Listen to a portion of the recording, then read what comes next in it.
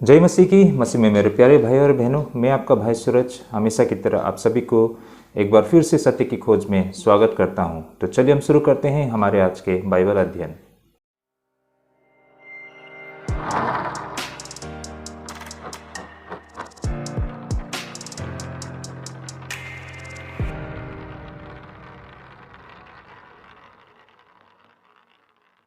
तो एक बार फिर से आप सभी को स्वागत है हमारे आज की सत्य की खोज में। तो चलिए हम शुरू करते हैं हमारी आज की बाइबल अध्ययन।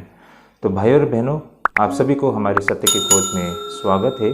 आज हमारा जो बाइबल अध्ययन करने का रहेगा वो मत्ती रचित सुसमाचार 23 अध्याय verse 25 up to 39, gospel according to the Matthew chapter 23 verse 25 up to 39।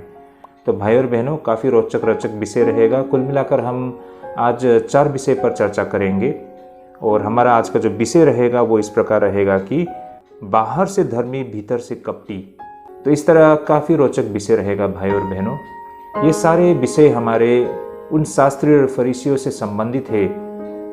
आप सभी को याद होगा, इससे पहले हमने जो बाइबल अध्ययन की थी, प्रभु यीशु मसीह ने इन शास्त्री और फरीसियों को कपटी कहा था और साथ ही उन पर प्रभु यीशु मसीह ने हाय लगाई थी। प्रभु यीशु मसीह ने 7 बार उन पर हाय लगाई थी। तो भाई और बहनों, उसी से संबंधित ये 4 विषय हैं। इससे पहले हमने 3 विषय कर चुके हैं अध्ययन, और इन सारे पिछले वीडियो को आप देखना चाहते हैं तो आप हमारे YouTube के प्लेलिस्ट में जाकर आप देख सकते हैं। हम बिल्कुल चैप्टर टू चैप्टर और वर्स टू वर्स हम बाइबल अध्ययन करते हैं, और हमारा पूरा कोशिश रहता है कि हम व्यवहारिक शिक्षा पर हम ध्यान केंद्रित करें। बिल्कुल प्रैक्टिकल टीचिंग पर हम आपके समक्ष लाना के लिए हम कोशिश करते हैं। और साथ ही भाई और बहनों, जब कभी भी आप हमारी इस वीडियो को देखते हैं तो अपने मन ही मन में ज़रूर प्रार्थना करें, ताकि जब परमेश्वर हमें प्रभुता करते हैं, पवित्र आत्मा अगुवाई करते हैं, तभी हम इन सारे बाइबल अध्ययन में जो भी हम चर्चा करते हैं उसे सही मायने में हम समझ पाते हैं। तो भाई और बहनों, चलिए हम शुरू करते हैं हमारे आज के दूसरे विषय। आज का हमारा दूसरा विषय रहेगा बाहर से धर्मी भीतर से कपटी। विषय है बाहर से धर्मी भीतर से कपटी। तो हम कुछ दिनों से जो बाइबल अध्ययन कर रहे हैं, देखिए यहाँ पर हम शास्त्रीय फरीसियों को प्रभु यीशु मसीह डांट रहे हैं, है ना। उन्हें कपटी कह रहे हैं, उनकी असलियत को उजागर कर रहे हैं। तो इस प्रक्रिया में प्रभु यीशु मसीह उन्हें जिस तरह से डांट रहे हैं, इस डांट में हम वो सारे सत्य को देख पा रहे हैं, और इसी से संबंधित है, इन्हीं शास्त्रीय फरीसियों से संबंधित है हमारे ये विषय भी, है ना। इससे पहले की भी और इसके बाद का कुछ ऐसे विषय हैं जो सीधे तौर पर शास्त्रीय फरीसियों से संबंधित है, और उनके असलियत को प्रभु यीशु मसीह उजागर कर रहे हैं। और फिर से एक बार हमारा जो विषय है बाहर से धर्मी और भीतर से कपटी, मतलब बाहर से वो बिल्कुल धर्मी दिखना चाहते हैं, लेकिन अंदर से वो बिल्कुल कपटी है ना, बिल्कुल ढोंगी है। तो ऐसा प्रभु यीशु मसीह क्यों कह रहे हैं, और इसके पीछे के तथ्य सत्य को हम अब समझने के लिए कोशिश करते हैं। तो आइए भाई और बहनों, पहले हम वचन को पढ़ लेते हैं। मत्ती रचित सुसमाचार 23 अध्याय 27 और 28 पद को हम पहले पढ़ते हैं भाई और बहनों। इससे पहले जो हमने अध्ययन की थी वो 26 पद तक था। अब हम 27 से लेकर 28 2 पद को अध्ययन करेंगे, और विषय रहेगा बाहर से धर्मी और भीतर से कपटी। आइए हम वचन को पढ़ लेते हैं। तो वचन यहाँ पर कुछ इस प्रकार है।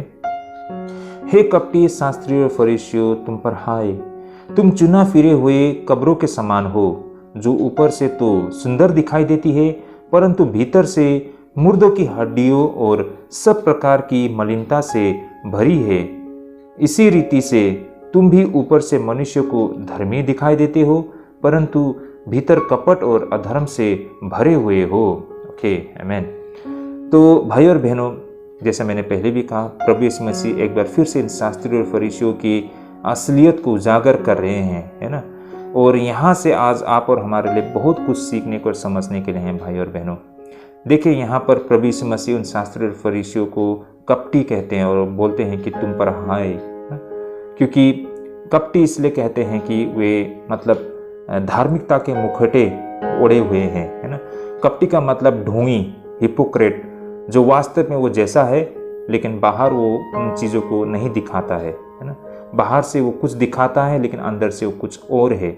उसकी असलियत उसको उन्होंने ढक के रखा है मुखौटे लगाकर। वो कपटी कहते हैं, ऐसे लोगों को ढोंगी कहते हैं। तो ये शास्त्री और फरीसी जितने अंदर से बुरे हैं, बाहर से उतना ही धर्मी और पवित्र दिखाने के लिए कोशिश करते हैं। यही कारण उन्हें हिपोक्रेट यानी कि कपटी ना ढोंगी कहा गया है। और ऐसे लोगों को तुम पर हाय कहते हैं प्रभु यीशु मसीह, क्योंकि प्रभु यीशु मसीह उन पर बहुत नाराज है और दुखी भी है उन्हें लेकर। तो यही बातें प्रभु यीशु मसीह यहाँ पर इसलिए कहते हैं।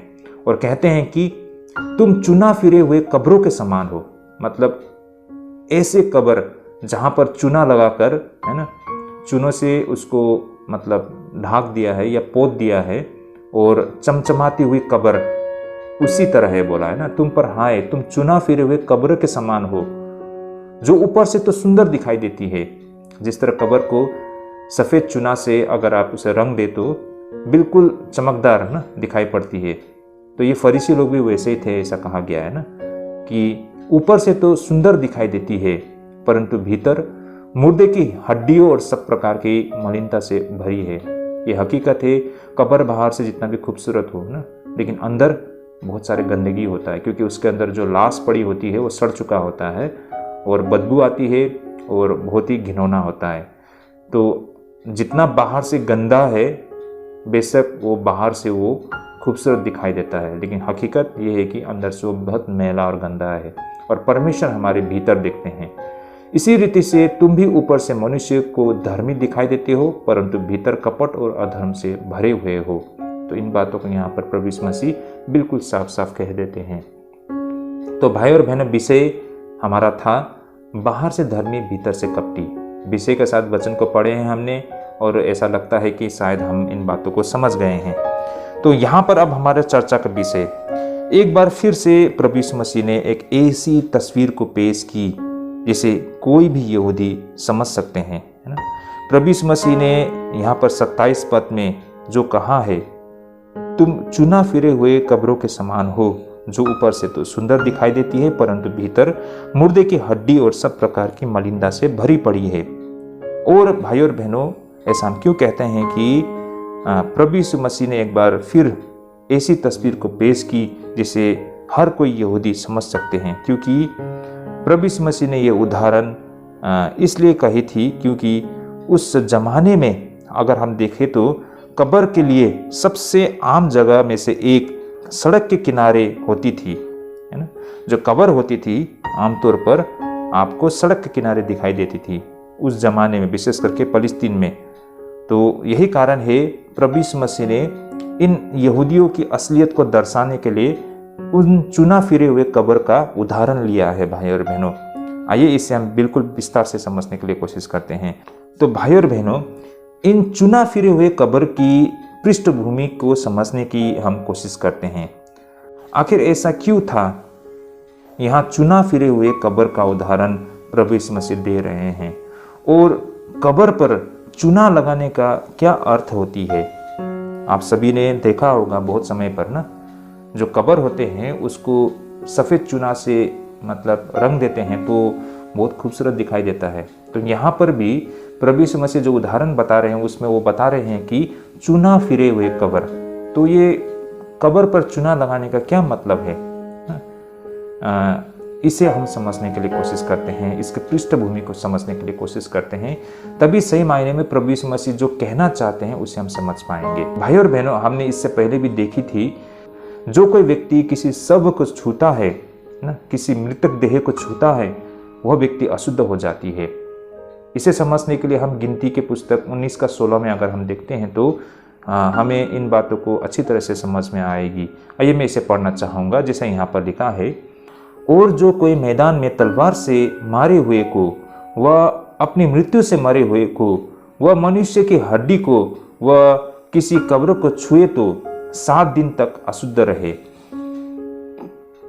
कहने का तात्पर्य इस वचन में, युद्ध में किसी इंसान का हत्या होती है तो वो व्यक्ति या फिर किसी व्यक्ति के खुद ब खुद उनका मतलब नेचुरल डेथ, अगर वो व्यक्ति अपने आप मर जाती है, या फिर मरे हुए इंसान की जो हड्डी होते हैं या किसी कब्र को भी छू ले तो वो व्यक्ति को अशुद्ध मानी जाती है और वो व्यक्ति 7 दिन तक अशुद्ध रहता है। तो भाई और बहन, इससे पहले के विषय में भी हमने काफ़ी विस्तार से हमने चर्चा की थी ना, कि किस तरह यहूदियों का जो नियम होते हैं ये हिंदू धर्म की तरह ही होते हैं, है ना। जिस तरह आज भी हमारे भारत में हम देखते हैं ना, किसी मृतक देह को, डेड बॉडीज़ को हम छूते हैं तो वो व्यक्ति अशुद्ध हो जाती है। इनफैक्ट उस डेड बॉडी को ले जाने वाली जो गाड़ी होती है वो भी अशुद्ध मानी जाती है, तो उस गाड़ी को भी शुद्ध किया जाता है। सिर्फ इंसान नहीं, बल्कि जिस गाड़ी में या जिस वाहन से उस डेड बॉडी को लेके गया है उसे भी अशुद्ध मानी जाती है।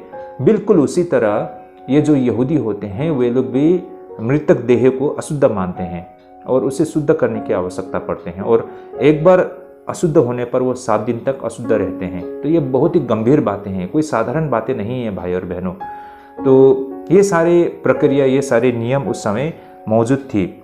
इस तरह जो कोई व्यक्ति कब्र के संपर्क में आ जाती है वो अपने आप को अशुद्ध हो जाती है। भाई और बहनों, वास्तव में फिलिस्तीन में एक ऐसा समय आती है जब फसह के पर्व होती है तो सड़क पे तीर्थ यात्रियों से भरा पड़ा होता है। देखिए भाई और बहनों, इसे हम इस प्रकार समझ सकते हैं। फिलिस्तीन में एक ऐसा समय आती है जब फसह के पर्व होती है तो सड़क पर तीर्थ यात्री आपको भरा पड़ा हुआ दिखाई पड़ती है। मतलब आप जहाँ कहीं भी जाएंगे आपको तीर्थ यात्री दिखाई देती है। फसह के पर्व के दौरान जो यहूदी दूर सुदूर देश में जो रहते हैं वे लोग फसह के पर्व के लिए यरूशलेम में आया करते हैं, क्योंकि हम सब जानते हैं यरूशलेम एक पवित्र नगर था और वो नगर मतलब जहाँ पर मंदिर था, है ना। तो यही कारण है कि लोग फसह के पर्व के दौरान दूर दूर देश से यरूशलेम आया करते थे। तो ये स्वाभाविक है कि यरूशलेम की सड़क खचाखच होती थी, है ना, मतलब तीर्थ यात्रियों से भरा पड़ा होता। ये बिल्कुल नेचुरल है, बिल्कुल एक स्वाभाविक है। तो यही कारण भाई और बहनों, किसी भी व्यक्ति के लिए फसह के पर्व के दौरान जब वे यरूशलेम आते हैं तो अगर उस दौरान वो अशुद्ध होता है तो ये बहुत ही बड़ी विपत्ति थी उस व्यक्ति के लिए, क्योंकि आगे को उसे रोक दी जाएगी।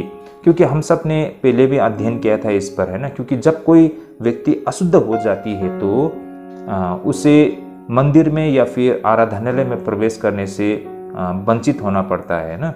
तो सोच लीजिए या फिर मान लीजिए कि इतने दूर दूर से फसह के पर्व के लिए लोग आए हैं और जब आते वक्त वो किसी कब्र के संपर्क में आ जाए और वो अशुद्ध हो जाए तो भाई और बहनों, अब वो मंदिर में या फिर किसी भी धार्मिक अनुष्ठान में वो भाग नहीं ले सकता है।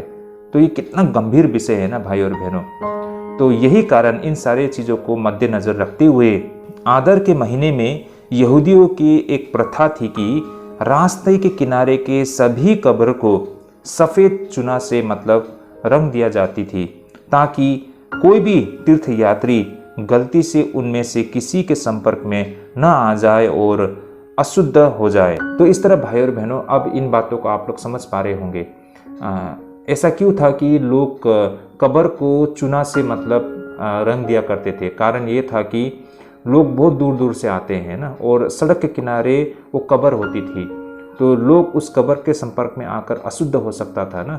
तो यही कारण है कि उस कब्र को चूना से रंग दिया जाती थी ताकि लोगों को दूर से नजर आए कि वो कब्र है और उससे बच के निकलना होता है, ताकि उसके संपर्क में आके अशुद्ध न हो जाए और आगे को वो किसी भी धार्मिक अनुष्ठान में वो भाग ना ले पाए ना, या फिर मंदिर और आराधनालय में प्रवेश करने से मतलब वो वंचित ना रह जाए। तो यही कारण है कि आदार के महीने में फिलिस्तीन में जो सड़क के किनारे जितने कब्र होते थे उसे चूना से रंग दिया जाता ताकि दूर से ये चीज़ नज़र में आए। यही कारण जब एक व्यक्ति वसंत के दिनों में फिलिस्तीन की सड़कों की यात्रा किया करते हैं तो कब्र धूप में बेहद सफ़ेद और बेहद सुंदर दिखाई पड़ती है। ये बेशक ये नेचुरल है भाई और बहनों, क्योंकि जब आप सभी ने भी ये चीज़ का अनुभव किया होगा, जो कब्र होते हैं उसे सफ़ेद चूना से मतलब रंग दिया जाता है, तो उस पर जब धूप पड़ती है तो बिल्कुल सफ़ेद रंग होने के कारण वो बिल्कुल चमकना शुरू कर देता है और हमारी आँखों में ये बिल्कुल चुभती है और कहे तो मतलब बहुत खूबसूरत भी लगती है। तो सफ़ेद सफ़ेद कब्र हमको जब दिखाई पड़ती है तो मतलब बहुत अच्छा लगता है ना। लेकिन भाई और बहनों, उस कब्र के भीतर हड्डियों और लाशों से भरे पड़े हुए थे, जिनके संपर्क में आने से कोई भी अशुद्ध हो सकती थी। तो इस तरह भाई और बहनों, अब यहाँ पर ये सारे जो कब्र है ये फरीसियों की सटीक तस्वीर को पेश करती है, जिसे यहाँ पर प्रभु यीशु मसीह कहते हुए दिखाई पड़ती है। ये इसलिए है कि ये जो फरीसियों के बाहरी कार्य अत्यंत धार्मिक व्यक्तियों के थे, लेकिन उनके हृदय दूषित और पाप से भरे पड़े हुए थे। जैसे कि एक वो व्यक्ति जो मुस्कुराते हुए दिखता हो, लेकिन वास्तव में वो तो एक खलनायक है भाई और बहनों। या फिर वो व्यक्ति अपने सिर को झुका के श्रद्धा के कदमों के साथ चल रहा हो, फिर नम्र के मुद्रा में हाथ जोड़ रहा हो, लेकिन फिर भी हर वो समय उन लोगों को ठंडे तिरस्कार के साथ देखता है जिन्हें वह पापी समझता है। भाई और बहनों, ये ऐसे व्यक्तियों की एक पहचान है, विशेष करके इन फरीसियों जैसे व्यक्तियों को। शायद हमारे मन में ये ख्याल आए ना कि आखिरकार हम ऐसे फरीसियों को कैसे पहचाने, आधुनिक युग के फरीसियों को हम कैसे पहचाने। जिस पास्टर के साथ में जाता हूँ, जिस अगुआ के साथ में मैं संगति करता हूँ, जिस कलीसिया में मैं रहता हूँ, वहाँ के लोग वास्तव में क्या वे लोग भी आधुनिक फरीसी है? किसे हम उनको पहचाने? क्योंकि वे लोग तो बहुत सभ्य व्यक्ति हमको नज़र में आता है ना, उनका व्यवहार बहुत ही अच्छे हैं, तो हम कैसे कह सकते हैं कि वे लोग फरीसी है ना? हम में से बहुत लोग नाराज़ भी हो जाएंगे इन बातों को लेकर। कुछ लोग मेरे ऊपर भी नाराज़ होते हैं, है ना। लोग बोलते हैं कि आप पास्टर्स, चर्च के एल्डर्स या चर्च के अगुआ को भला बुरा कहते हैं। भाई और बहनों, मैं किसी पास्टर्स एल्डर्स को मैं भला बुरा नहीं कह रहा हूँ। मैं तो उन आधुनिक फरीसियों को बोल रहा हूँ, उनके सत्य को उजागर करने के लिए कोशिश कर रहा हूँ। बात इतनी सी है भाई और बहनों, अगर आप परमेश्वर के नज़र से आप देखेंगे तो आपको साफ साफ दिखाई दे रहा है कि वास्तव में वो आपकी पास्टर नहीं है, बल्कि वो तो एक आधुनिक फरीसी है। और इसे आप फर्क कर पाएंगे तो आप सही मायने में आपके सही अगुआ और फरीसी को फर्क कर पाएंगे। देखिए, ये फरीसी लोगों को हम कैसे पहचानें? देखिए, आमतौर पर तो होता क्या है कि कोई पास्टर्स हमारे साथ बहुत ही प्यार से पेश आता है ना, और बहुत ही नम्र तरीके से व्यवहार करता है, और तो हमें ऐसा लग सकता है कि वो पास्टर मतलब सही सेवक होगा परमेश्वर का, है ना। लेकिन भाई और बहनों, ये थोड़ी ही देर के लिए है ना, वो थोड़े ही समय के लिए हैं। ऐसा हम क्यों कहते हैं? देखिए, बहुत समय पर हम फेसबुक में, यूट्यूब में भी बड़े बड़े ऐसे जो धार्मिक संसार के जो प्रचारक लोग होते हैं, है ना, बहुत बड़े बड़े एवेंजलिस्ट होते हैं। आजकल तो बहुत सारे लोग भविष्यद्वक्ता बन गए हैं, प्रॉफिट्स बन गए हैं। कोई अपने आप को अपोस्टल कहते हैं, पता नहीं किसने इनको नियुक्त किया है, लेकिन वो अपने आप को अपोस्टल कहते हैं। कोई कुछ लोग अपने आप को भविष्यद्वक्ता, प्रॉफिट कहते हैं, है ना। तो ऐसे लोग हैं, वो 2-3 घंटे के लिए स्टेज में आते हैं, बड़ी बड़ी भाषण दे के चले जाते हैं। तो वो 2-3 घंटे के दौरान वो कुछ ऐसे ही अच्छे बात ही बोल के जाएंगे, और आपको सुनकर ऐसा लगेगा कि ये लोग बहुत ही सही व्यक्ति है। लेकिन आप व्यक्तिगत रूप में उनके साथ जब समय बिताएंगे ना, तब आपको समझ में आएगा कि वास्तव में वो व्यक्ति ऐसा ही है जैसा वो स्टेज में 2 घंटे के दौरान खड़े होकर बोल रहा है, या फिर वास्तव में वो कुछ और ही है। जैसे मेरे खुद को ले लीजिए ना, मैं 1 घंटे के अंदर में आप लोगों को साथ में बाइबल के वचन के द्वारा बातें कर रहा हूँ।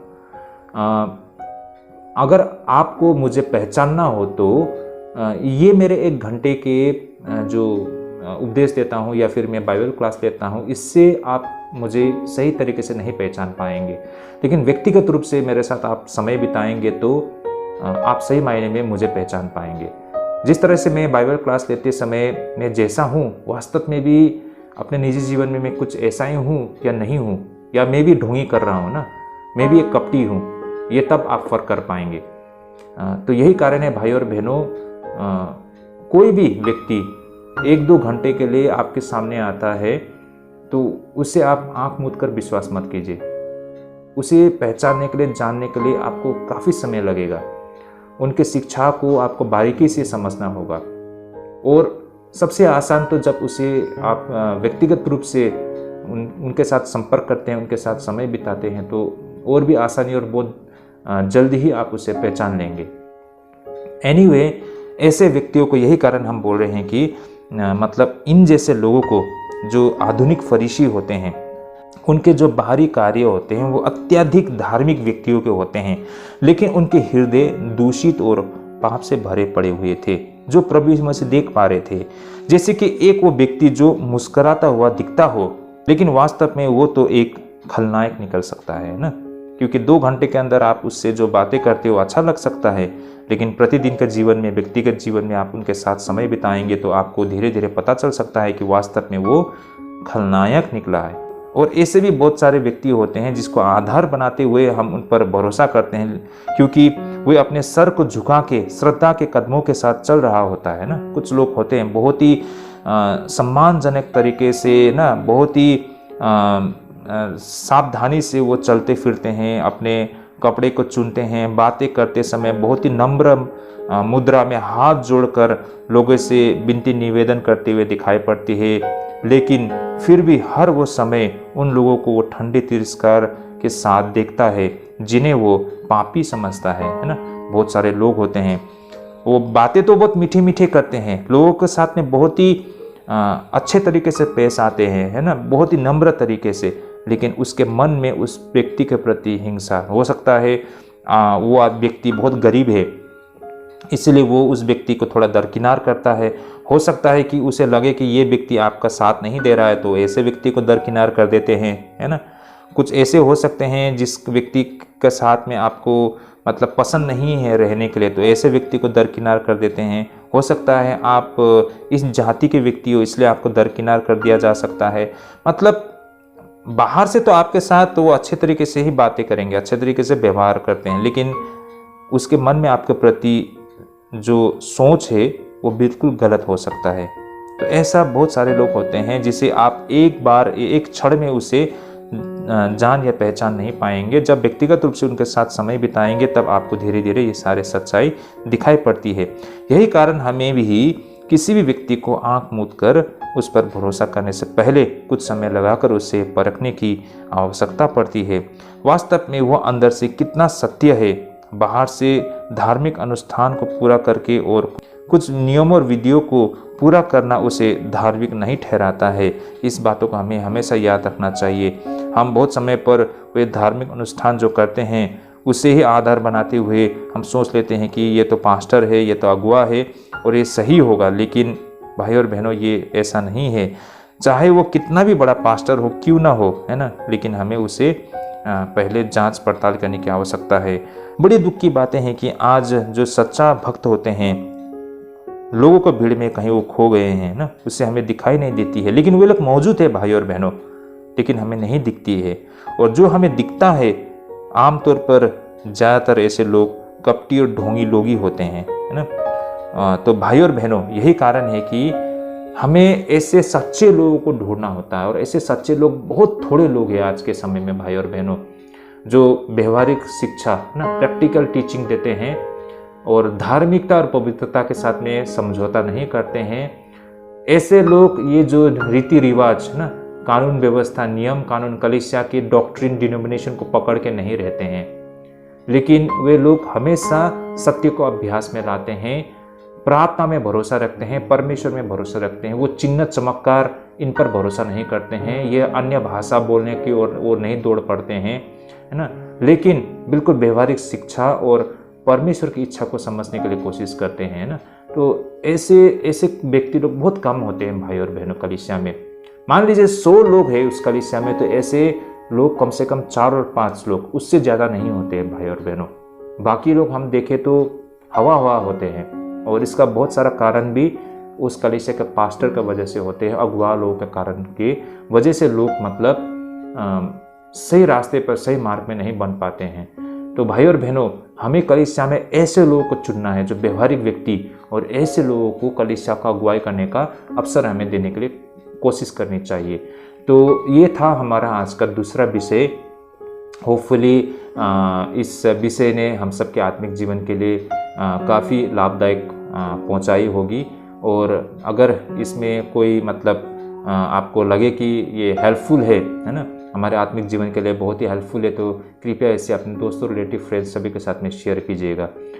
तो भाई और बहनों अब मैं एक बार फिर से हमारे जितने भी जो बाइबल अध्ययन है इसके मुख्य बिंदु को मैं आप सभी के साथ शेयर करना चाहता हूँ कि आज के बाइबल अध्ययन से हमने ऐसे मुख्य कौन सा बिंदु, कौन सी बातें हमने समझी है, उसे मैं छोटकरी में रखना चाहूँगा। हमारी आज की दूसरे विषय था बाहर से धर्मी भीतर से कपटी।